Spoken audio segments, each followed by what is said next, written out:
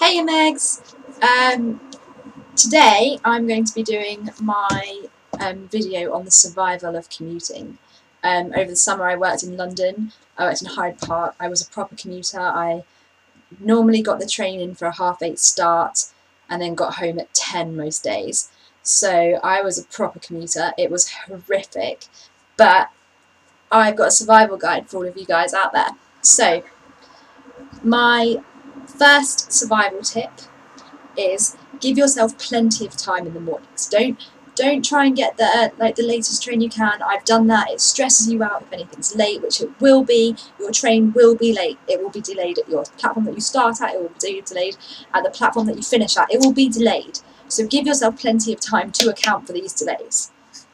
My second advice is that I worked with my brothers, and so me and my brothers, when we were doing the same job, they got changed into a different team and so did different things. We travelled in together, we travelled home together. It was lovely being with people, but what you need to know is my tip number two is if you are in a group, you do not want to be the annoying group at 7 o'clock in the morning that's making everyone's life hell.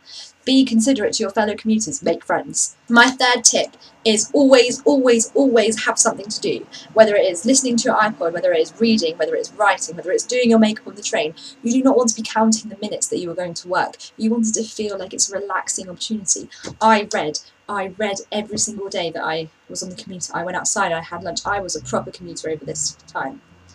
My tip number 4, do not annoy the other commuters. Okay, so for example, one day I was on the train on my own and I was sitting there. It was the first day that I got my iPod back because my iPhone had broken, and so I'd found my old iPod and I was happy because for 3 weeks I hadn't had music, and so I was happy I had it on full blast. But you forget that other people can hear that music when it is on full blast. A man asked me to turn the music down. Be considerate of your fellow commuters. That is my tip number 4. My tip number 5. Again, we're going along the same line of being considerate to your fellow commuters. I've had to get the tube because my boyfriend lives a tube trip away. So sometimes I go from my boyfriend's to my boyfriend's, la la la. On the tube or on a train, if you bash someone, smile at them and say sorry, or if someone bashes at you and says sorry, smile, forgive them, have a laugh about it. Do not get grumpy. The worst thing is a grumpy commuter because we're all in the same situation. We don't want that.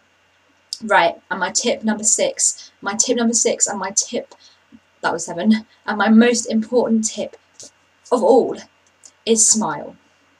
Smile when you are commuting, because you don't know who the commuter is, you don't know how good their life is, how bad their life is. And I know it sounds stupid, but when you're in that situation, when you're on your 9th shift in a row, when you really don't want to be bothered, when someone smiles at you, it makes all the difference. It's like when you're in a shop, if you've been having a bad day, it's the same thing. Think about it. Think as your train journey to work, because as soon as you get out of your house, you're starting work, so you're representing your company, and so you have to smile, if that makes you actually smile. But I mean, come on guys, let's give some consideration to those people.